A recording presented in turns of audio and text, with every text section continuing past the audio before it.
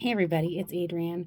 I am super excited for this video today. This is one that has been in the works for a very long time, and I hope you're excited about the topic. So we're going to be having a series of discussions on difficult topics. So when something goes wrong in the sewing room or goes wrong in the communication process, how do we fix it? And while I was putting together the notes for these talks, that line, the best offense is a good defense, came back into my mind because obviously the first thing you want to do is lay out a really good foundation for how the process should go with the bride. So in case anything bad happens, she knows you already have a plan for it and that you're not just making things up on the fly to try to add on more money needlessly. And while I was researching that phrase, because I'm not really into sports and I thought it was a sports term, and I was like, is it the best defense is a good offense or the best offense is a good defense? Turns out George Washington said it in 1799 in relation to strategic planning for battles. And I was like, you know what? That applies to this because when a situation has happened and we weren't planning for it, it feels aggressive. The brides get aggressive. We get defensive.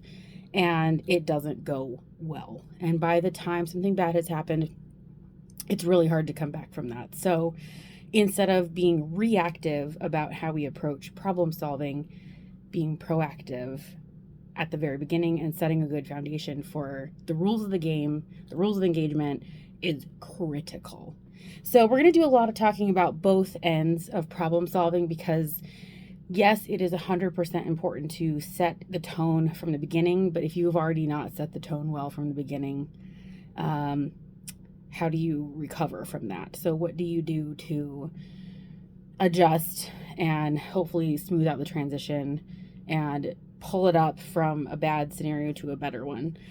So the topic we're going to talk about today specifically is if a bride has changed dimensions from the first appointment to the second or the second to third, if she's changed dimensions at any point during the process and now the dress is not zipping the way we want it to look, whether that's plus or minus, how do we recover? What words do we use? How do we address it? Who pays for it? Whose responsibility is what? So obviously from the beginning, it's helpful to state up front that any dimensional changes will create a situation where there's new work involved. And having a good conversation about any body modification goals that they have so that you can be in the loop and maybe schedule them for a second appointment to check in a little closer to the date, and that way you can capture any live changes that her body is making. That is the great way to get out in front of it, very proactive. Now, if you haven't set yourself up that way to begin with, and you now have a situation where the bride is saying you didn't do enough, take in, or you took it in too much, how do you recoup from this moment? So if you had taken measurements at the first appointment, you can pin out what's new or mark what needs to get changed and say, you know what, I would really love to get some fresh measurements from today just so that we have, so I have something to compare to as I'm, redoing this section here. And every so often, a bride will be like, oh, I did change dimension. They'll be able to see the difference and they will feel bad and they will understand and they will volunteer to pay the difference for the additional work. That's not always the case. Some brides will really argue with you that they haven't lost any weight. And as we know, you can change dimension without changing weight. So a variety of brides in my area will do bodybuilding. They will do some sort of bridal boot camp program. So their body is in flux. They are actively changing dimensions on purpose for their wedding day. And some of them won't tell you that. And even if you ask them, they don't always know if they're going to do something like that. But opening the door to the conversation at the very beginning of the process just lets them know that you're on their side. And I use a lot of language like that when I'm first meeting with the bride and say, you know what, if we have any changes, if you get stressed, if you get sick, if, I have a lot of brides that move house right in the middle of wedding planning and they end up getting stressed and their dresses get loose on them. So that's fun. If any of that happens, it can be really additionally frustrating for them, but also for you because now you have new work to do that you weren't planning on either that might not fit into your schedule super comfortably. So you'll have to read each bride individually and see what's going to be a good solution for them. And sometimes it is a really hard pill to swallow because they don't believe they should have to pay for it. And there are some times you will have to just do a little extra nip in and, for your own sanity, just call it good and not charge her for anything. Those can be very frustrating. So you have to really look at those on a case-to-case basis, because if you start setting that precedent, they will also expect other things to be free or discounted, which is not how this works. So now, that being said, if you're a bride who has stumbled across this video, this is geared a little bit more towards bridal seamstresses, but to the brides, I just want you to understand we are 100% on your side, and we want to make sure that your dress fits well also, because it's a reflection of our time. And it's not that we're trying to nickel and dime you for every last little bit. We just want to make sure we have time to accomplish anything new that has crept up between the fittings. So if a bride goes and gets a boob job or gets stressed and loses weight and changes measurements, and we're not made aware of it, we can't be as helpful. So, and I think every seamstress in the world knows that. And that's when I do my intake, I make it as a joke, but I'm like, if you get a boob job or do a juice cleanse, holler at me. Or if you get pregnant, holler at me. I have had 3 brides this year that have called me back after their first appointment and said, hey, I'm going to need that pregnancy, contingency plan that you talked about. And they're fully willing to pay for the extra because we'd already talked about that. So I think that's one of the huge differences between, having to add on if you haven't explained what's possible versus if you have to add on after something has hit the fan. Because that's when it can look dishonest, even if you're not being dishonest. I mean, more work costs more money because it's new areas you haven't worked on before, or if you're having to redo an area twice. So I will explain that ad nauseum at the beginning, and I feel like that really helps me kind of cover my butt and explain the rules of engagement, because a lot of seamstresses, when they're working with brides, don't realize too that these brides haven't even had pants hemmed before. So they are not familiar with any part of the process. So slowing down to get to know the bride and ask those questions, or like I said, even make some jokes, get some lightheartedness in there, to explain the world of sewing to them, explain the world of alterations. It'll also help them be calm and relaxed, and just let them know that you are willing and able to communicate with them in case anything has gone wrong.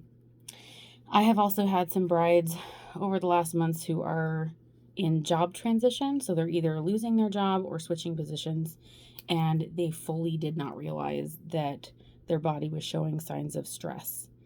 And sometimes stress shows up in our bodies in different ways. Sometimes it adds onto our waist, and sometimes we lose all boob material. All of the boobies just goes right away. Now, most women are aware that their bodies do that, but some aren't. And so having that conversation for the first time with a stranger, with a seamstress, can be really difficult. And again, it can seem like you're making excuses. So that's when I'm definitely let me go ahead and let's take some fresh measurements to make sure that any new work lines up with that. And if I find out that for some reason my sewing didn't match what the measurements were, then that's on me. That's really rare that would ever happen. I can't recall a time that's happened recently, but obviously if the error is mine, then I fix it. But that's also why I measure again and find out. Now, is it hard to measure a bride who is mad at you? Absolutely. Yes. It is hard to measure a bride a second time when her dress was supposed to zip up and it doesn't, regardless of whose fault it was. I use fault super loosely because we're all human, and if she's not aware that she has changed dimensions, her weight has stayed the same, but her measurements have changed, it's not her fault, And if we have pinned or sewed or whatever incorrectly, it's not we're human. We're all human beings. But yes, it's super hard to measure somebody. So you have to just say it really nicely and take not the blame, but you're taking it on yourself, saying, I need these measurements to verify what I'm doing and make sure everything's going to be perfect. Now, obviously you're trying to be perfect from the first go anyways. So it's heartbreaking. It's not a good feeling when a dress doesn't have the right zip up tension on their final or their second. It's a bummer. I've had that happen before, and the bride doesn't know what has happened or what has gone on. And same thing, there's been times where I didn't know. Did I mess this up? What happened? And sometimes girly has hit Peloton every day for a month without telling you and is missing 1.25 inches out of her booty. And now it's all like the dress looks deflated and not cute and there's new work to do. But she didn't realize that she had lost any weight or measurement because the weight had stayed the same. It had just replaced itself for muscle. So this is where being proactive is really, really helpful. But what do you do in the very end? Like, how do you recover from that once this has already happened? Verbiage is super important. You don't want to say anything disparaging.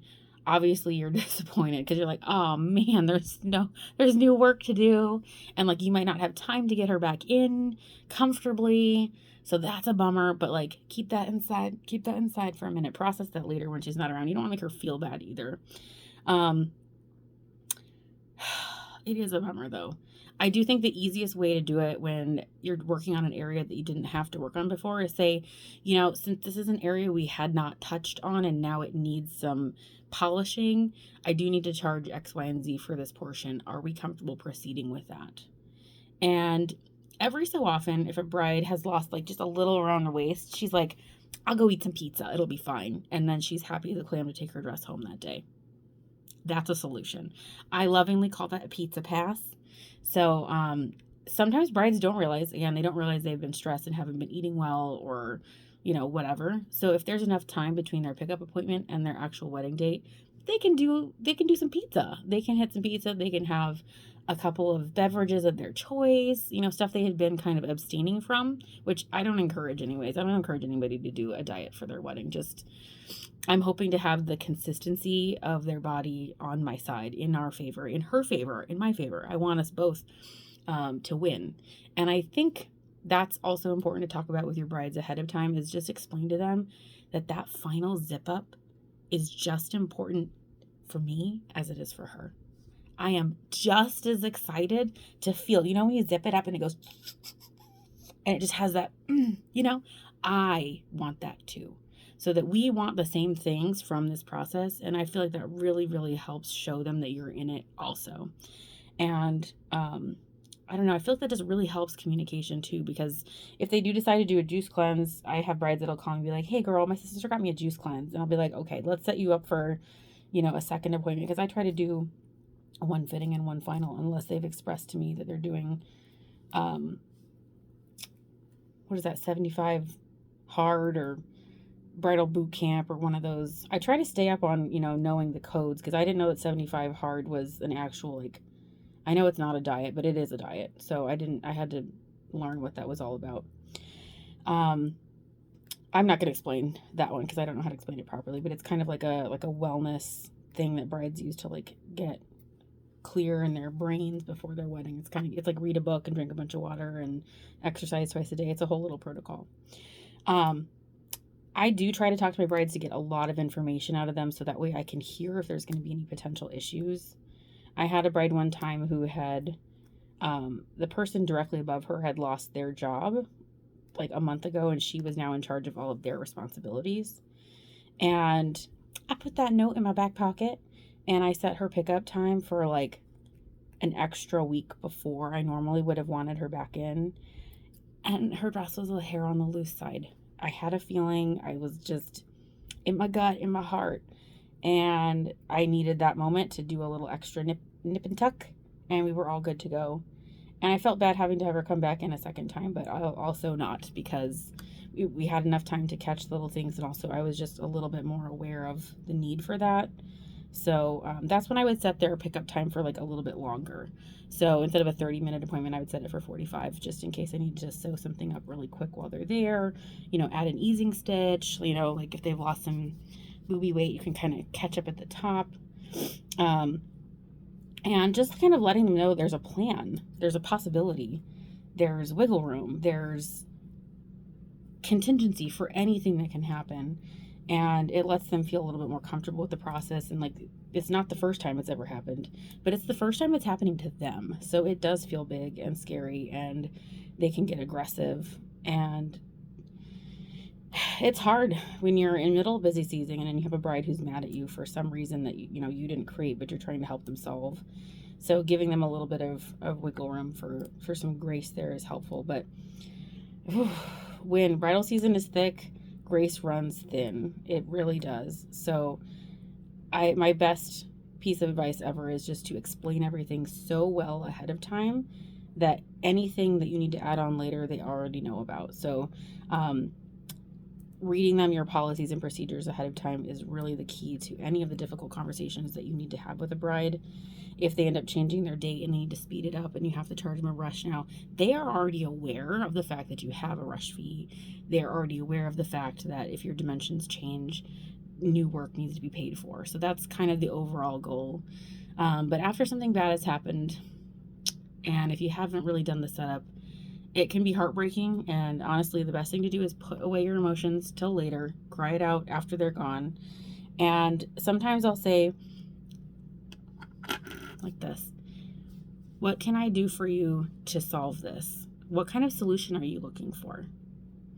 And gives them a minute to check in with themselves and understand, okay, what do I need in order to feel good? Obviously, they're going to jump to a discount.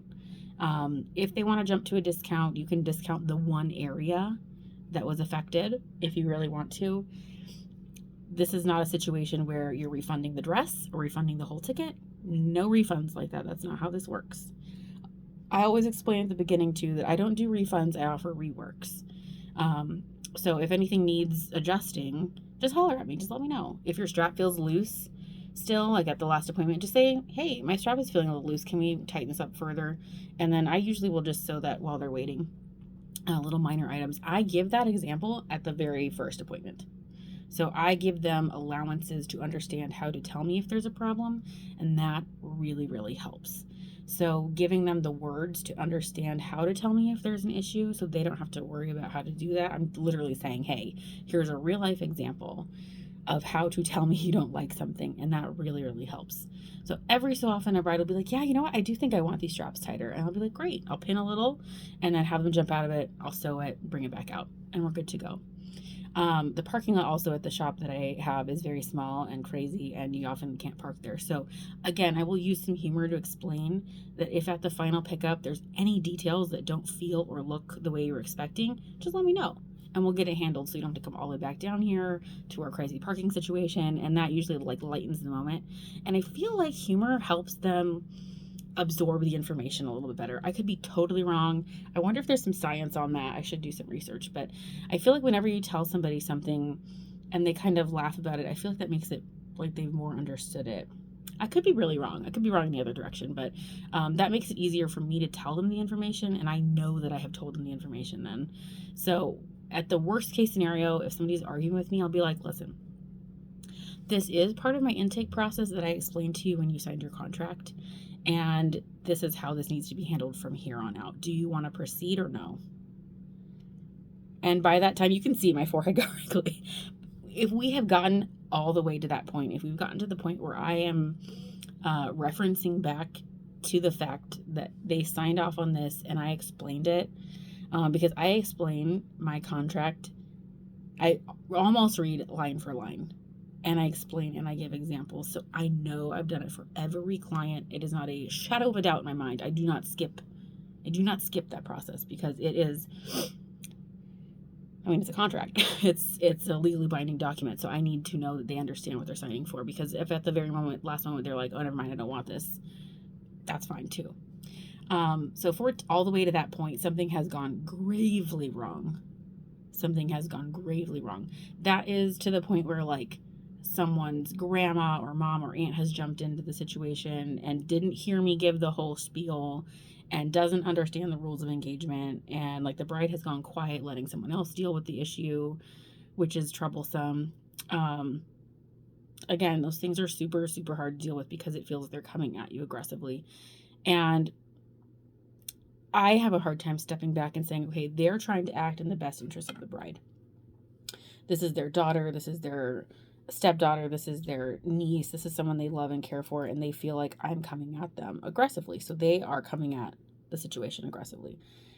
I have a lot of difficulty making grace for that when it comes down to it. If I'm being name called or hollered at or asked for discounts, I am not a person that discounts my work. This is my time away from my family. This is my skill set.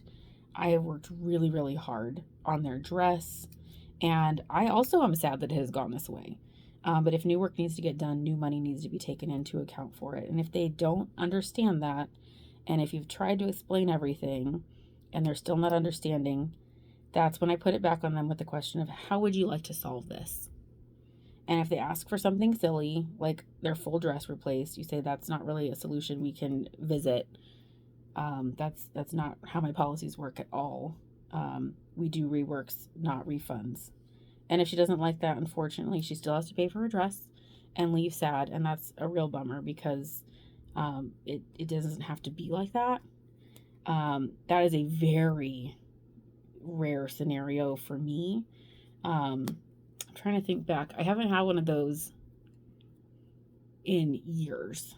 Absolutely in years. And I honestly attested more to the fact that I overspeak. I talk through the contract. I talk through the entire appointment. And I feel like that really, really helps. So like I said, anytime that there's an issue that's arisen, it's either because I broke my own rules, or because someone joined in at the last minute who did not hear me talk about the rules, if that makes sense. So, yes, there will be times when you have to do extra work for free because you just want to get this person finished and out. Absolutely. I've definitely done that before too. You just want them to be happy and to leave with their dress. And that's a tough one. That is a really big tough one because it's hard for them. It's hard for you. You know, the process has been hard for them, and that's not ideal because they're not going to leave you a good review. The best case scenario is they leave you nothing. Worst case scenario is they leave you a review thinking that they're going to destroy your entire business, and that's painful. And a lot of it's unfortunate because it ends up being so personal feeling. So if you found this video because you currently have a bride who's beating you up for a discount, it's going to be okay. It sucks right now, and I'm really sorry that you are on this moment because it sucks. But you will get through it. Absolutely. This will be one of your moments that creates a policy that you follow for the rest of your career. It will create a moment of pause with your next bride where you can explain better how you want to be treated from the very beginning of the process so that this moment doesn't happen again. Now, this kind of leads into business boundaries a little bit, and I feel like we all could brush up with our business boundaries. We have a lot of brides that will treat us willy-nilly because they don't know how to treat a seamstress, but also if we don't tell them how we want to be treated, then we also have some responsibility in that. If there's a certain type of bride you don't want to work with for whatever reason, it's your job to tell them that. If there's a certain dress you don't like working with, if you don't like working on glitter dresses, ask them at intake, is your dress glitter? If there's any details like that, stuff that you really don't like working on and it comes into your shop and you have to decline them in person, that's kind of a bummer. So you can ask intake questions to make sure that it's a type of client or type of dress that you really want to work with.